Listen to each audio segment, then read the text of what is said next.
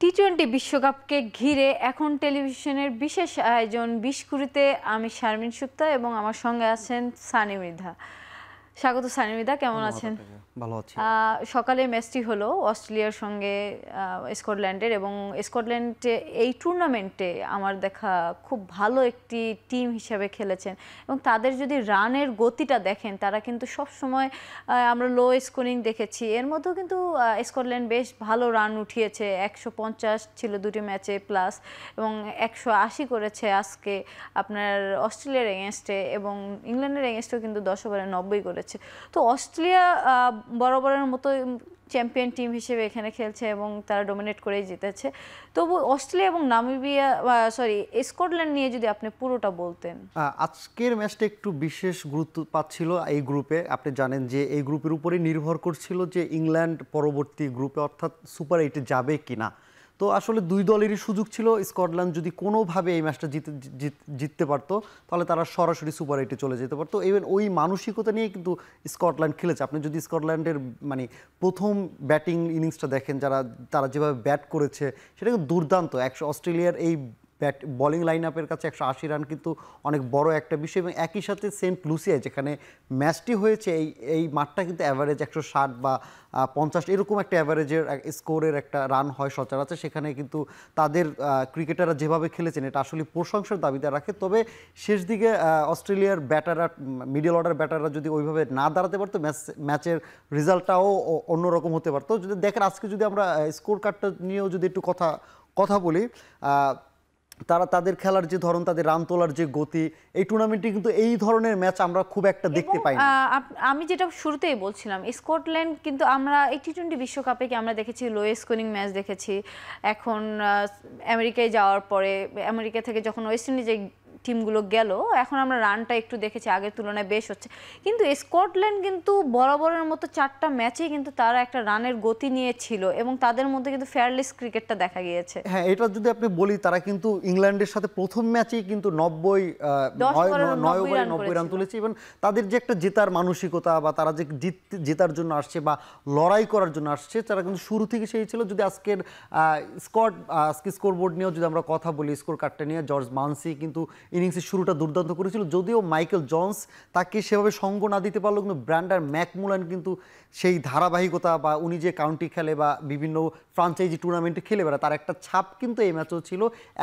একই সাথে যদি বিরিংটনের কথা বলি, দলের অধিনায়ক, তিনিও কিন্তু মিডল অর্ডারে নেমে স্কোরটাকে, তিনি রানের যে ধারাবাহিকতা সেটা কিন্তু বজায় রেখেছে। এবং একই সাথে 20 ওভারে যে রানটা পেয়েছিল, ইভেন এই রানটা আমার মনে হয় যে ইংল্যান্ডের শিবিরেও ভয় ধরিয়ে দিয়েছে। কারণ এই রানটা আসলে এই ম্যাচে এই ধরনের রান খুব একটা চ্যালেঞ্জিং হয়ে থাকে। আমরা অন্য ম্যাচগুলোতে দেখেছি যে এই এত বড় রান হওয়ার দলগুলো 135 রান করে অনেক দল জিতে গেছে। সেই ক্ষেত্রে এই রানটা খুব বড়ই ছিল। তারপর অস্ট্রেলিয়া যেহেতু তাদের মানসিকতা, আত্মবিশ্বাস, তাদের খেলার অভিজ্ঞতার কাছে আসলে স্কটল্যান্ড অনেকটাই পিছিয়ে, এবং সেই অভিজ্ঞতা বলেন বা তাদের যে চ্যাম্পিয়ন একটা মেন্টালিটি বা মানসিকতা, সেটাই কিন্তু তাদেরকে এগিয়ে রেখেছিল। এবং তারা অস্ট্রেলিয়া কিন্তু খুব সহজে ম্যাচটা যে জিতেছে বিষয়টা কিন্তু তাও না, তারা কিন্তু শেষ পর্যন্ত ম্যাচটা খেলতে হয়েছে। এবং সবথেকে বড় কথা যে স্কটল্যান্ড কিন্তু ম্যাচটা ধরে রেখেছে। যে এই যে স্কটল্যান্ড এবার বিশ্বকাপে, টি-20 বিশ্বকাপে তাদের যে ধারাবাহিকভাবে তারা ভালো করেছে, হয়তো তারা বড় টিম, আমরা জানি অস্ট্রেলিয়ার সঙ্গে ম্যাচ জেতাটা আসলে অসম্ভব তাদের জন্য এই মুহূর্তে, কারণ অস্ট্রেলিয়া বিগত কয়েকটা ওয়ার্ল্ড কাপ যদি আমরা দেখি, তারা ওয়ার্ল্ড কাপে অনেক ভালো খেলেছে।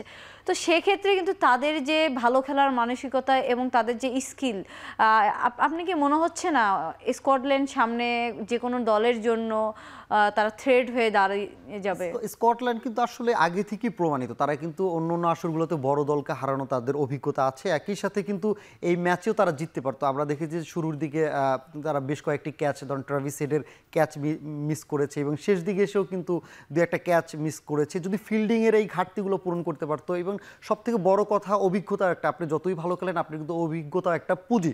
সেই ক্ষেত্রে অভিজ্ঞতাটাও কিন্তু বড় ম্যাচগুলোতে, এসব ম্যাচে বা প্রেশারাইজ ম্যাচগুলোতে খুব কাজে আসে। সেখান জায়গা থেকে হয়তো সেই জায়গা থেকে স্কটল্যান্ড একটু পিছিয়ে ছিল, এবং তারই ঘাটতি হিসেবে কিন্তু ম্যাচটাও শেষ পর্যন্ত তাদের হারতে হয়েছে। একই সাথে তাদের হারার কারণে কিন্তু আপনি দেখবেন যে ইংল্যান্ড দলও কিন্তু সুপার এইটের এখন মোটামুটি এখন নিশ্চিতই কনফার্ম হয়ে যেটা গেছে। নিয়ে আর কি খুবই সংশয় ছিল যে আদতে আসলে হওয়া যাবে কিনা, তারপর বৃষ্টির একটা ভয় ছিল। তবে সব গতকালকে যদি নামিবিয়ার ইংল্যান্ডের ম্যাচে কিন্তু অনেকক্ষণ বৃষ্টিও ছিল, এই বৃষ্টি যদি ম্যাচটির পরিত্যক্ত হতো তাহলে কিন্তু এই ম্যাচে কিন্তু অলরেডি তারা কোয়ালিফাই করেও যেতে পারতো। আমরা সেই সঙ্গে যে অস্ট্রেলিয়াকে আমরা সবসময় ফেভারিট ধরে থাকি আমরা আইসিসি টুর্নামেন্টগুলো, অস্ট্রেলিয়াতে আমরা যদি বলি head, Warner, Mitchell Marsh, Maxwell, মোটামুটি স্টোনিস সবাই কিন্তু তারা বাইরে ফ্রান্সাইজিস ক্রিকেটগুলোতে পারফর্ম করুক আর না করুক, তাদের ওখানে পারফর্মের একটা খরা গেলেও তারা কিন্তু আইসিসি ইভেন্টগুলোতে তারা দল হয়ে যেভাবে খেলে এবং সবাই অনেক ভালো পারফর্ম করে। আপনি আজকেও দেখেন হেড 49 বলে 68 রান করেছে এবং সেই সঙ্গে স্টোনিস কিন্তু তার যে অলরাউন্ডার পারফরমেন্স এবং সে প্রায় 200 স্ট্রাইক রেটে, সে 200+ স্ট্রাইক রেটে সে যে ব্যাটিং করেছেন 203 স্ট্রাইক রেটে, এবং এইটা কিন্তু অস্ট্রেলিয়ার জন্য খুবই পজিটিভ আর একটা দিক, মাঝখানে আসলে এরকম একটা ব্যাটিং করে দেওয়া। এটা যদি বলতে পারেন আজকের কিন্তু আমরা দেখি যে ট্রাভিস হেড কিন্তু আরো ভালো স্ট্রাইক রেটে ব্যাট করে আইপিএলে দেখেছি, যদিও আইপিএলের উইকেট এবং বিশ্বকাপের উইকেট অনেক পার্থক্য, এবং একই সাথে ডেভিড ওয়ার্নারও কিন্তু ভালো ফর্মে ছিলেন, তিনিও কিন্তু খুব একটা যে তার আজকে কিন্তু টপ অর্ডারে তাদের যেভাবে কলাপস করেছে একমাত্র ট্রেভিস হেডই ধরেছিল, শেষ দিকে মিডল অর্ডারে এসে কিন্তু স্টয়নিস ভালো করেছে। এটাই অস্ট্রেলিয়া একটা দলের একটা ক্যাপাবিলিটি, তারা যে কোনো মুহূর্তে যে কোনো পজিশনে যে কোনো ব্যাটার তাদের ম্যাচের হাল ধরতে পারেন এবং ম্যাচকে জিতিয়ে নিয়ে আসতে পারেন, তাদের এটা আবারও প্রমাণ করেছে। ইভেন যদি আজকের বিশেষ করে যদি আপনার মার্কোস স্টয়নিসের কথা বলেন, স্টয়নিস যদি আপনার আইপিএলে দেখবেন যে আইপিএলও কিন্তু তিনি ব্যাট হাতে বল হাতে দুইভাবেই পারফর্ম করেছে। তবে অস্ট্রেলিয়া দলের সাথে কিন্তু তিনি সচরাচর খুব একটা না থাকলেও এবারের বিশ্বকাপের স্কোয়াডে জায়গা পেয়েছেন, এবং একই সাথে এই যে ম্যাচটা যেখানে প্রায় চাপে ছিল অস্ট্রেলিয়া, ছোট দলের সাথে দ্রুত 3 উইকেট হারিয়ে যাওয়া মিচেল মার্শ, ডেভিড ওয়ার্নার তারা আউট হওয়ার পরে কিন্তু ম্যাক্সওয়েল যদি এখন পর্যন্ত ঠিকভাবে জ্বলে উঠতে পারেন। আমরা যদি দেখি ট্রাভিস হেড, মার্কোস স্টয়নিস কিন্তু ঠিকই তার নামের প্রতি যে সুবিচার আছে তিনি সেটা করেছেন, এবং একই সাথে ম্যাচকে তার 200-র উপরে তিনি স্ট্রাইক রেটে ব্যাট করে, এবং 200 স্ট্রাইক রেটের উপর ব্যাট করে ম্যাচের প্রায় জয় নিশ্চিত করার শেষ মুহূর্তে আউট না হলে হয়তো তিনি ম্যাচটিকে জিতিয়ে বের হতে পারেন।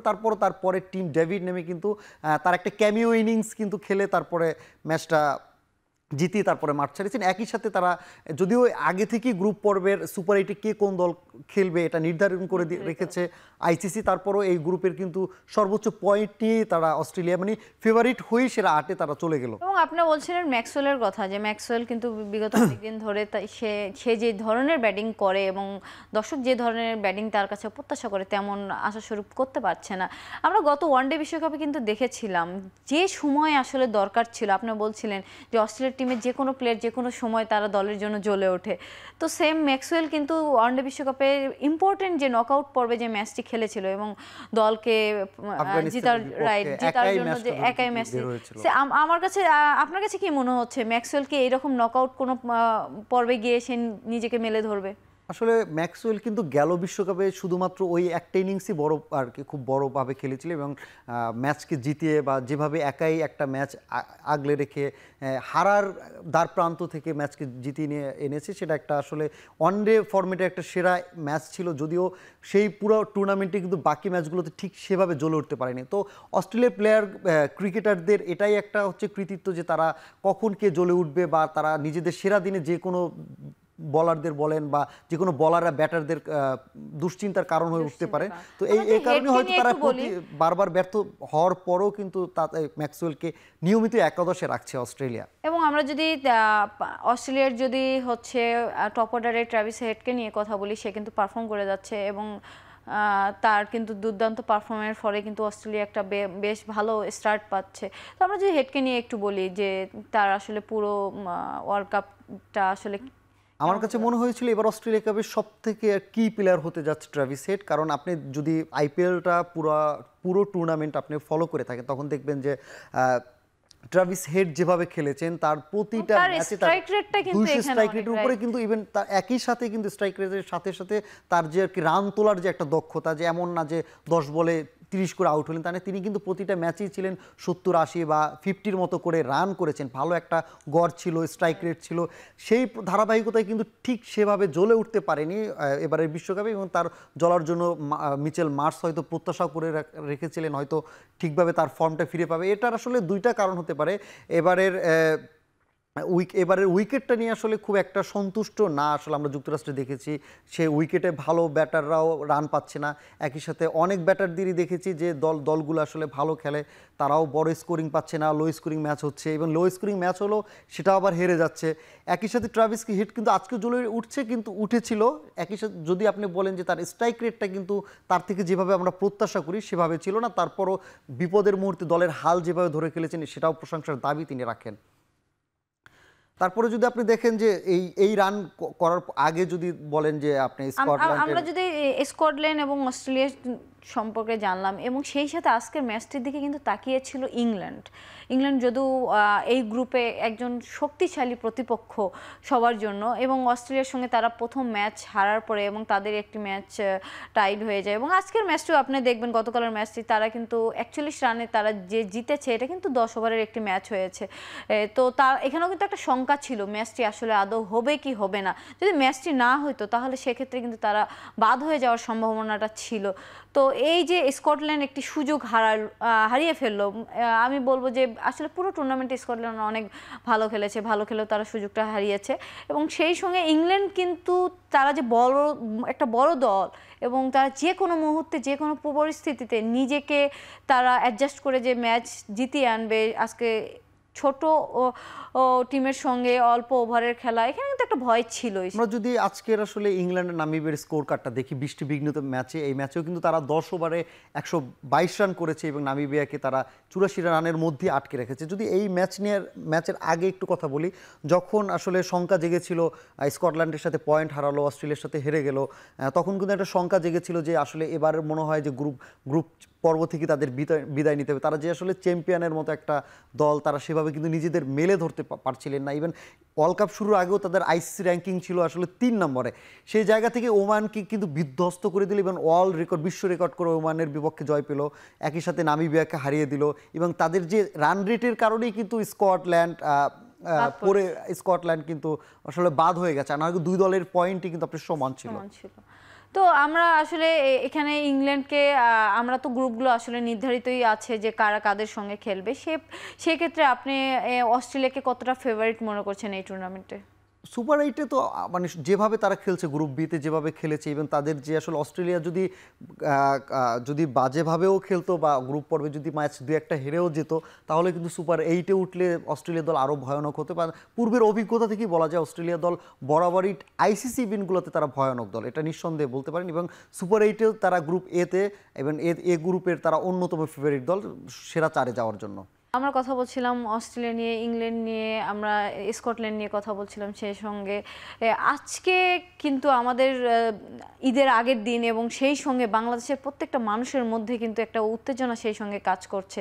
আগামীকাল সকালবেলা আমাদের কিন্তু ভোরে যে ম্যাচটি আছে বাংলাদেশে, হ্যাঁ, এবং বাংলাদেশ এই ম্যাচটি জেতার মধ্যে দিয়ে তারা কিন্তু সুপার 8 কনফার্ম করতে যাচ্ছে এবং বাংলাদেশকে এই মুহূর্তে কিন্তু দুর্দান্ত দেখা যাচ্ছে এবং তাদের পারফরমেন্স, টিম ইউনিটি সবকিছু কিন্তু ভালো যাচ্ছে। হ্যাঁ, আপনি বাংলাদেশের আসলে এইটাই যদি আজকে ভোরে যে ম্যাচটা, আগামীকাল ভোরে যে ম্যাচটা হবে নেপালের বিপক্ষে, ম্যাচটা জিততে পারলে কিন্তু দীর্ঘ 1 যুগেরও বেশি সময় পর, অর্থাৎ প্রথম আসরের পর এবারই দ্বিতীয়বারের মতো সুপার 8-এ যেতে পারবে। একই সাথে আপনি এবং সেখানে কিন্তু বাংলাদেশ তার নিজের যোগ্যতা প্রমাণ করেই কিন্তু যাবে, তারা যদি লাস্ট ম্যাচটি জিতে যায় তাহলে কিন্তু তাদের আমি বলবো আসলে বাংলাদেশ যে টাইপের ক্রিকেট এত সমালোচনার মধ্য দিয়ে খেলেছে, এটা কিন্তু বাংলাদেশের বেস্ট টাইম পার করছে। আপনি যদি দেখবেন যে চাপটাই আসলে তাদেরকে হয়তো শক্তিতে পরিণত করেছে এবং তারা যেভাবে আসরটা শুরু করেছে, একদম শ্রীলঙ্কার থেকে ম্যাচ থেকে শুরু করে দক্ষিণ আফ্রিকার বিপক্ষে একদম হয়তো ম্যাচটাও জিততে পারতো, খুবই ক্লোজ একটা ম্যাচ ছিল, সেখানেও তারা আসলে তারপরে নেদারল্যান্ডসের বিপক্ষে যে ম্যাচটা ছিল দেখেছেন, ওখানে কিন্তু তারা একরকম আধিপত্য দেখিয়ে তারা ম্যাচটা জিতেছে। একই সাথে কালকের ম্যাচটাও নিঃসন্দেহে বাংলাদেশই ফেভারিট, তবে নেপাল যেভাবে দক্ষিণ আফ্রিকার বিপক্ষে খেলেছে, বিশেষ করে নেপালের বলাররা যা করে দেখিয়েছে, এটা কিন্তু কিছুটা হলেও বাংলাদেশ ক্রিকেটারদের সাথে কিন্তু ভক্তদের মনেও একটু ভয় আসলে তৈরি করেছে। আপনি জানেন যে বাংলাদেশে আসলে যে কোনো মুহূর্তে আসলে তারা বড় দলকেও হারাতে পারে, ইভেন ছোট দলের সাথেও আসলে হেরে যায়, আমরা দেখে আসছি। তো বাংলাদেশের যে এখন যে ধারাবাহিকতা, সেটা যদি বজায় রাখতে পারে, আশা করা যাচ্ছে যে নেপালের সাথেও জয়ের সম্ভাবনা খুবই। এবং বাংলাদেশকে যেটা বলছিলেন, বাংলাদেশ কিন্তু আমরা বলতে গেলে একটি ম্যাচ হাতে রেখে কিন্তু মোটামুটি তারা সেকেন্ড রাউন্ডটি কনফার্ম করেছে, কারণ অলরেডি কিন্তু নেপাল এবং বাদ পড়ে গিয়েছে, শ্রীলঙ্কা বাদ পড়ে গিয়েছে।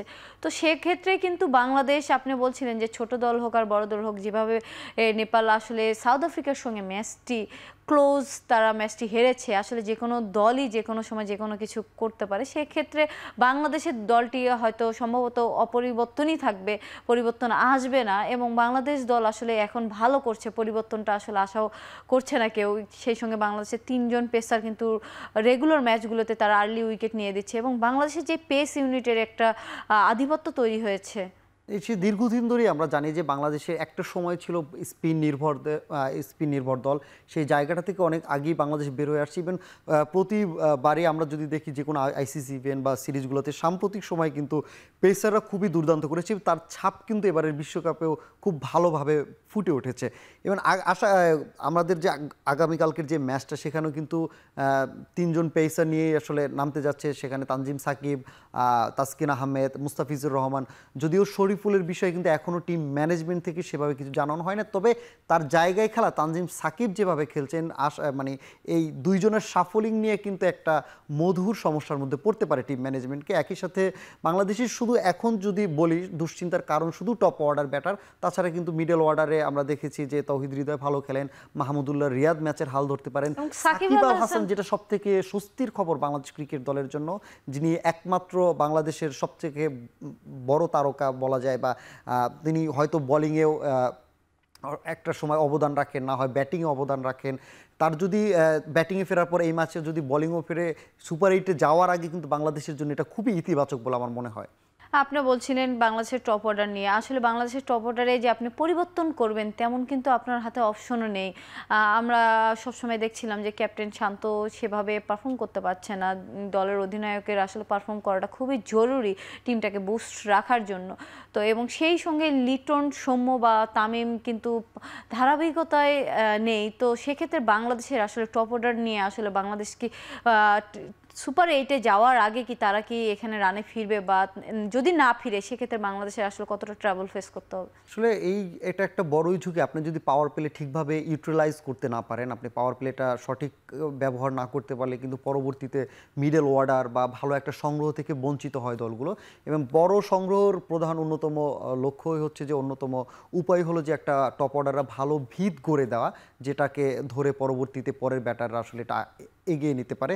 সেখানে যেহেতু আমাদের টপ অর্ডাররা ফর্মে নেই, আর এই মুহূর্তে অলরেডি দলের পরিবর্তন আনাও সম্ভাবনা, তো এদের উপরে আমাদের ভরসা রাখা উচিত। ইভেন আমরা জানি যে শান্ত, লিটন, সৌম্য সরকার তাদের যোগ্যতা নিয়ে, তাদের ক্যাপাবিলিটি নিয়ে নিজেদের দিনে যে কোনো বড় দলের বিপক্ষ তারা বড় স্কোর করতে পারে। সো আমরা মনে হচ্ছে যে এই দলটার উপরে আমাদের ভরসা রাখা উচিত, যেহেতু সবাই ম্যাচে ফিরছে, সাকিব আল হাসান রানে ফিরছে, মিডল অর্ডাররা রান পাচ্ছে, বলাররা ভালো করছে, শুধুমাত্র তো টপ অর্ডার নিয়ে সমস্যা। আশা করছি যে সুপার 8-এ তারা নিজেদেরকে ফিরে পাবে। এবং সেই সাথে বাংলাদেশের কিন্তু মিডল অর্ডার নিয়ে আমরা যেভাবে দেখেছিলাম যে আগে আমরা মিডল অর্ডারকে এত স্ট্রং কামব্যাক করতে দেখিনি, কেউ না কেউ আছে, আমরা কাউকে না কাউকে হাল ধরতে দেখছি। এবং সেই সাথে বাংলাদেশের পেস বোলিং ইউনিট এবং বাংলাদেশের যে স্পিন ইউনিটেও কিন্তু একটা ভেরিয়েশন আছে। মাহমুদুল রিয়াদ অফ স্পিন করে দিচ্ছে, আমাদের রিশাদ লেগ স্পিন করে দিচ্ছে, রাইট সাকিব আল হাসান আমাদের লেফট আর্ম অর্থোডক্স আছে। তো এই যে মিশ্রণ সব কিছু মিলে বাংলাদেশ এই মুহূর্তে দারুণ একটা সময় কাটাচ্ছে। ধন্যবাদ সানি। আমরা বাংলাদেশকে নিয়ে, বাংলাদেশের কালকের ম্যাচকে নিয়ে আসলে আমরা অনেক কিছুই হয়তো সামনে প্রত্যাশা করছি, এবং বাংলাদেশ হয়তো ম্যাচটি জিতেই সুপার 8-এ যাবে নিশ্চিত করবে, এবং বাংলাদেশ সেই কনফিডেন্সটা নিয়েই হয়তো সুপার 8-এ গিয়ে বাংলাদেশ নকআউট পর্বে ভালো করবে। ধন্যবাদ দর্শক, আমরা শেষ করছি 20 কুড়ির বিশেষ আয়োজন।